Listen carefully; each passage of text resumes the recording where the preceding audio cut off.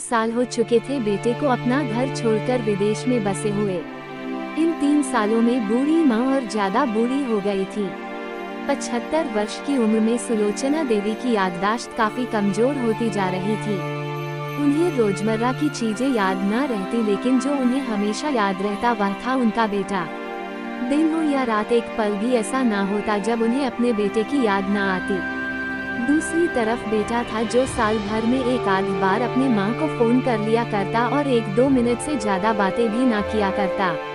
फिर भी यह बूढ़ी माँ टकटकी लगाए अपने बेटे का इंतजार करती रहती। एक दिन बेटे का विदेश से फोन आया। हेलो, सुन रही हो ना माँ? अनिल बोल रहा हूँ, तुम्हारा बेटा।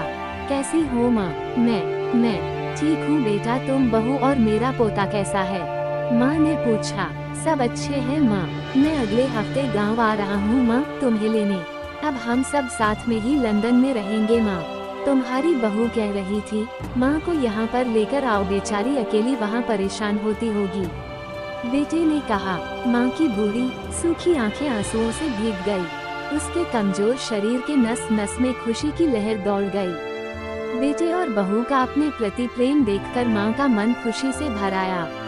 बेटे ने आगे कहा, माँ तैयार रहना माँ, मुझे ज्यादा दिन छुट्टियाँ नहीं है। जिससे जितने पैसे लेने हैं लेकर रखना, तब तक मैं प्रॉपर्टी डीलर से बात कर लेता हूँ। घर के लिए? माँ ने पूछा। हाँ माँ, गांव का घर हमें बेच देना पड़ेगा। अब हम साथ में ही रहने वाले हैं तो वहाँ पर घर रखने का कोई मतलब नहीं है माँ, बेटे ने कहा। बुढ़ापे की वजह से ठीक से चलने में असक्षम माँ ने पूरे मोहल्ले में घूम घूम कर अपनी इस खुशखबरी को सबको सुनाया। सभी को खुशी हुई, सबको लगा माँ जी के आखिरी दिन अपने परिवार के साथ खुशी से बीत जाएंगे। घर वापस आकर माँ ने अपने घर के कोने कोने को ऐसे देखा जैसे वो अपने दूसरे बेटे को देख रही हो। देखे भी क्यों ना, उस घर को अपने बेटे से कम थोड़ी समझा था। अपने पति के साथ 40 साल यही तो बिताए थे, लेकिन अब मजबूर थी बुढ़ापे के आखिरी साल बेटे और बहू के साथ बिताना चाहती थी। दिल पर पत्थर रखकर घर बेचने के लिए माँ तैयार हो गई। आनन फानन में बेटे ने घर को आधे दामों पर बेच दिया। माँ ने ज्यादा नहीं, लेकिन जिन चीजों से दिल लगा था उन चीजों को समेटा और बेटे के साथ टैक्सी में बैठकर एयरपोर्ट के लिए चली गई। एयरपोर्ट पर आकर बेटे ने माँ से कहा, माँ तुम यहाँ बेंच पर बैठो, मैं सामान और बोर्डिंग पास की जांच करा कर आता हूँ। वहाँ वक्त लगता है और खड़ा रहना पड़ता है, तुम्हें तकलीफ होगी। तुम यही आराम करो। मैं यूँ गया और यूँ आया। माँ बेंच पर बैठ गई और बेटा अंदर चला गया। काफी समय हो गया, बेटा वापस नहीं लौटा। माँ सोचने लगी, ज्यादा भीड़ होगी इसलिए देर लग रही होगी।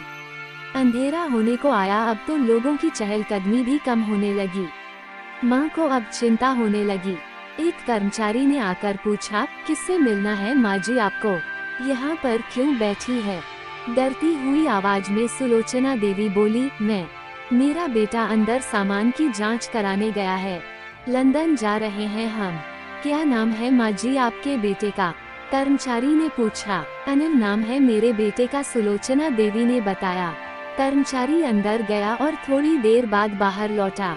उसने सुलोचना देवी से कहा, माँ जी लंदन जाने वाली फ्लाइट तो दोपहर में ही जा चुकी है और आपका बेटा भी उस फ्लाइट में बैठकर लंदन जा चुका है। अब आपके यहाँ बैठने का कोई मतलब नहीं है, आप भी अपने घर चली जाइए।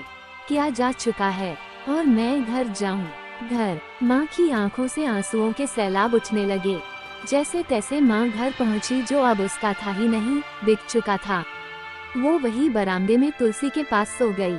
घर के नए मालिक को उस पर दया आई तो एक कमरा किराए से उसको दे दिया। पेंशन के पैसों से खाना और किराए का बंदोबस्त हो जाता था। दिन बीतने लगे। कुछ दिनों बाद घर के नए मालिक ने सुलोचना देवी से कहा, माँ जी आप अपने रिश्तेदारों के यहाँ पर जाकर क्यों नहीं रहती है? इस उम्र में आपके लिए वही अच्छा होगा। अच्छा तो होगा, लेकिन अगर मेरा बेटा वापस आया तो उसका ख्याल कौन रखेगा?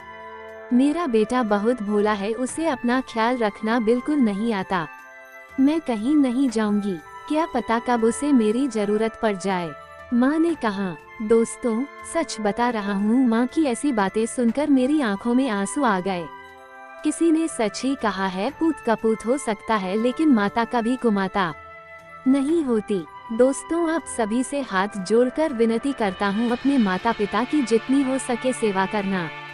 उनके साथ कभी बुरा बर्ताव मत करना।